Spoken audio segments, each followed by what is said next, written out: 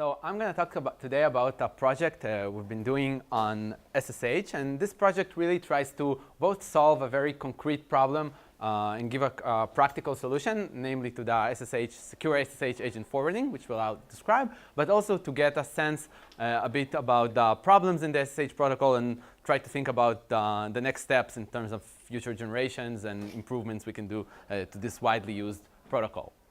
So just to start, SSH, as most of you probably know and use, provides the user with a secure channel over an insecure network that allows him to do originally just for remote logins, but also for command executions, file transfers, and more general network tunneling and port forwarding. And this is very widely used for remote access, used very heavily to access cloud machines and for different IT management tasks. But it does have some limitations.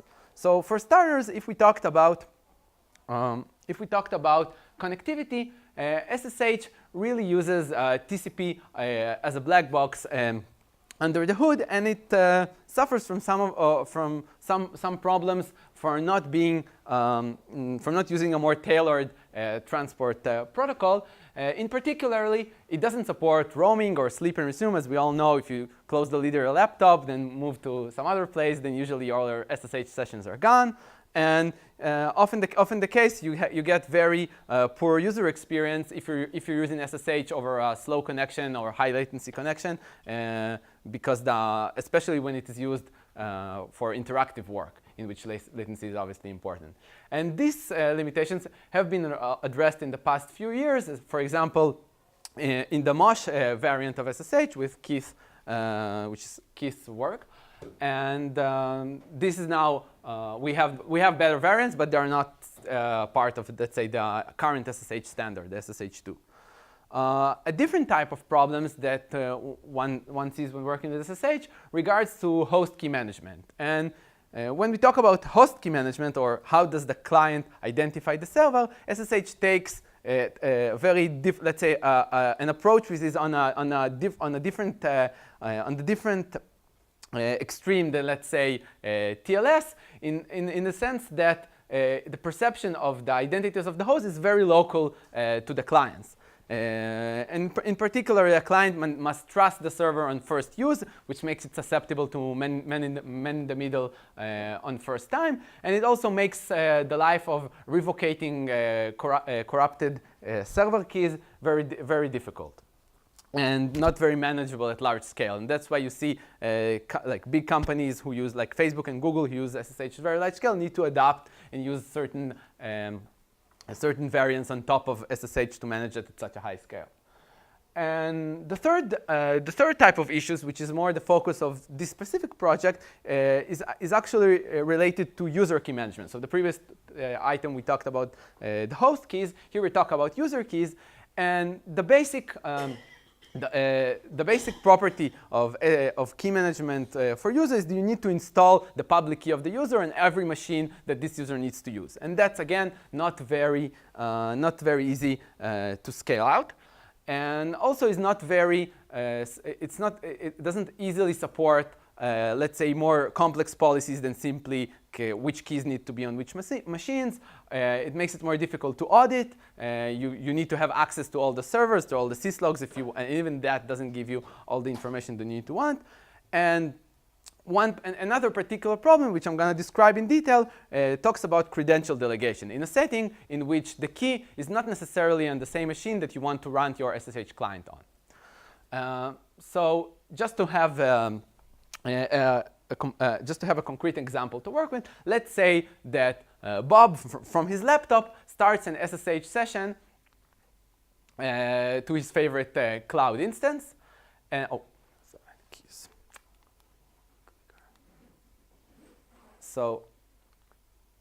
And then from this cloud instance, he wants to initiate yet another SSH session, let's say to download some repository, his private repository from Git.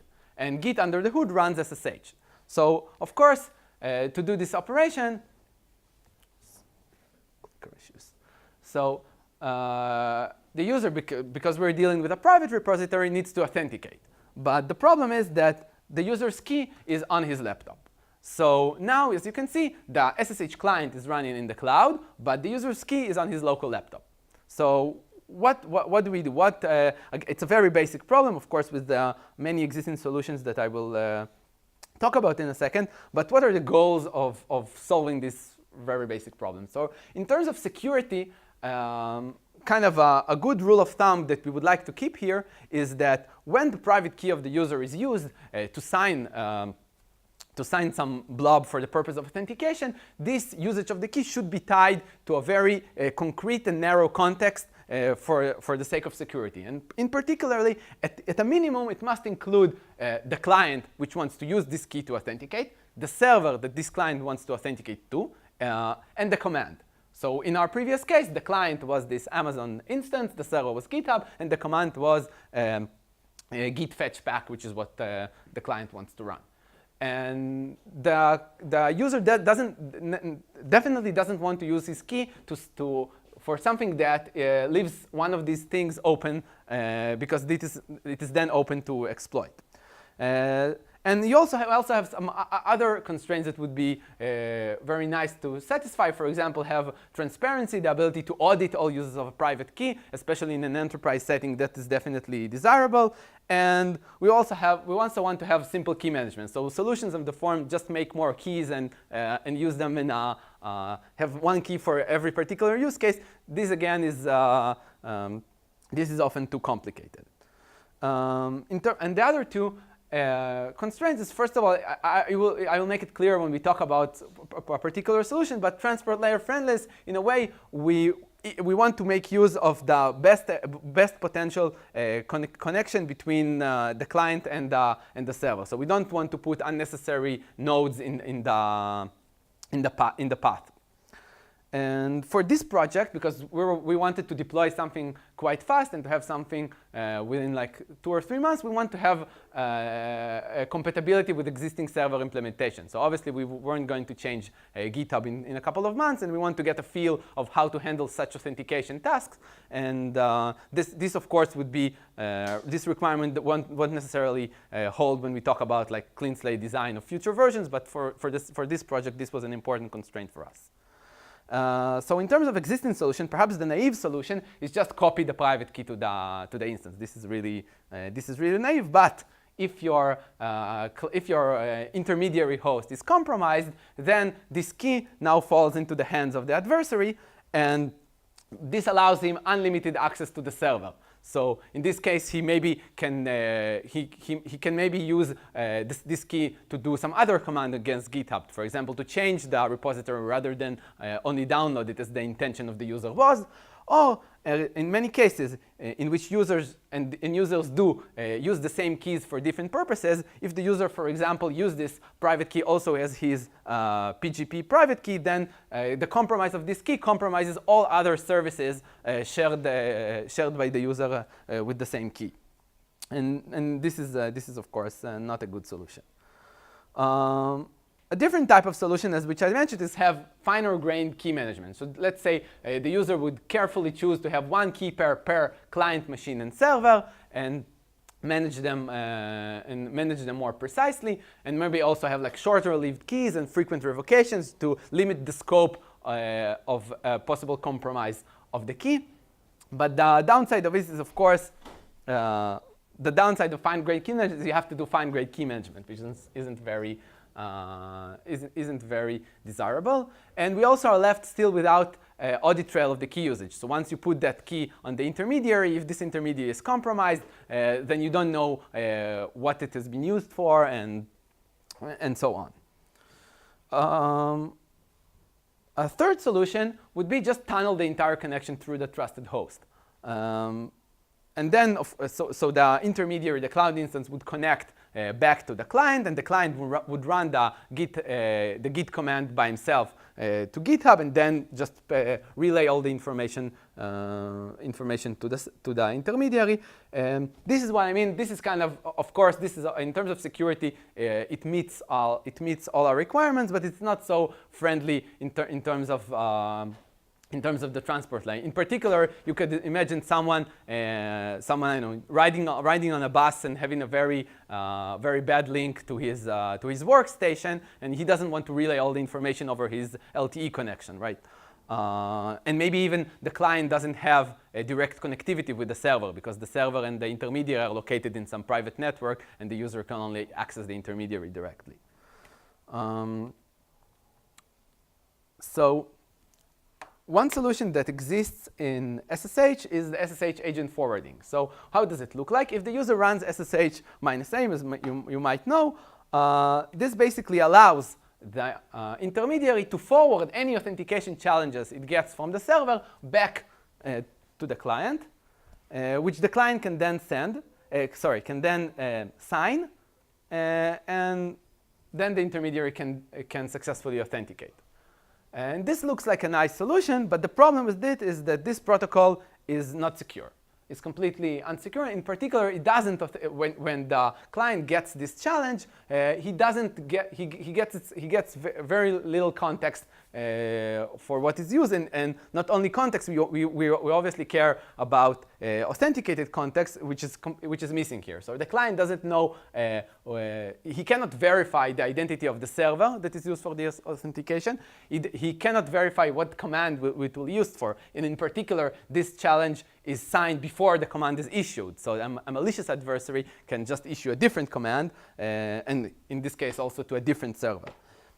And again, this allows these kind of attacks are known very well, and kind of the standard practice that people try to follow is that you shouldn't run SSH agent forwarding from machines that you don't trust, which kind of beats the purpose in our setting, which I believe is a very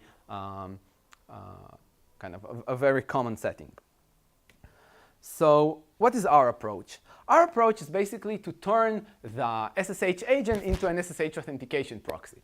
So to sketch the solution, the client, when he wants to run the command, the client in this case is now in the intermediary, because this is where your SSH client runs. And the fact that we connected to this client from another SSH session, we can just forget it for now.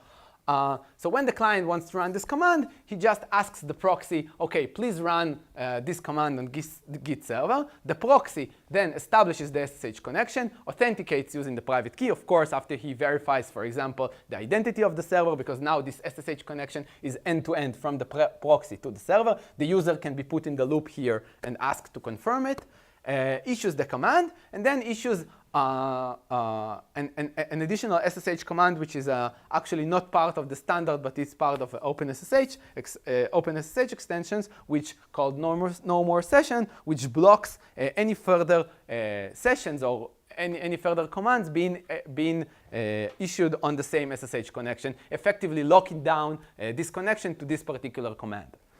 Once he does that, he hands off the connection then to the client, who can resume, and then the majority of the data, which, for example, the entire content of this repository, it goes directly from the server to the client without the proxy being in the loop. And of course, this sketch omits a couple of constraints on the transport layer that we need to handle. In particular, the handoff must be transparent to the server.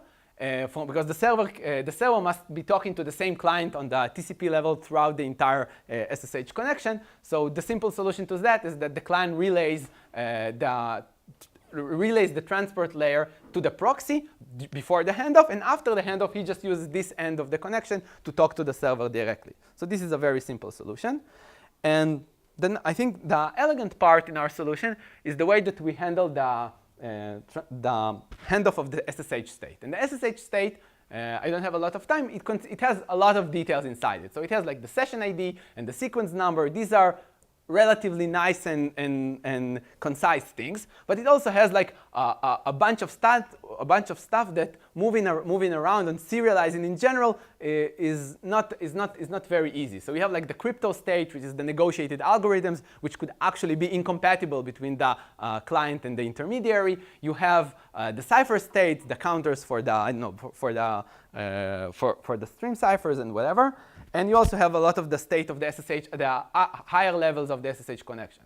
So to avoid doing this, what we basically use, we use a feature of SSH which allows any party to initiate a re-exchange during the connection. A key re-exchange, as you can see here, permits any of the party can issue it, and then it looks exactly like the initial key exchange, but you end up having a fresh set of encryption algorithms, a fresh set of IVs for your ciphers, and most of the state is basically renegotiated, but of course this is tied using this is performed using the old encryption and MAC, so it's still secure. So the way that we do it, the way that the handoff looks like, so we start off by having two segments of the SSH connections, which are independent on the SSH layer. So they have different algorithms, perhaps, because they support different algorithms, different session IDs, different sequence number. And then once the proxy logs down the command and verifies and is ready to hand off the connection to the client basically initiates a key re-exchange, which is relayed by the proxy to the server. So this key exchange actually kind of it takes place over the end-to-end connection between the client and the server. And after running this key re-exchange, the client and the server end up with a shared set of keys, a shared set of algorithms, without even needing to have to send the let's say any keys on the wire at all. You just run the same Diffie-Hellman and end up with end-to-end keys. And then the only thing that needs to be patched is just the sequence number in the session ID, which is much simpler than the full state of the ciphers and the algorithms. So we implemented this.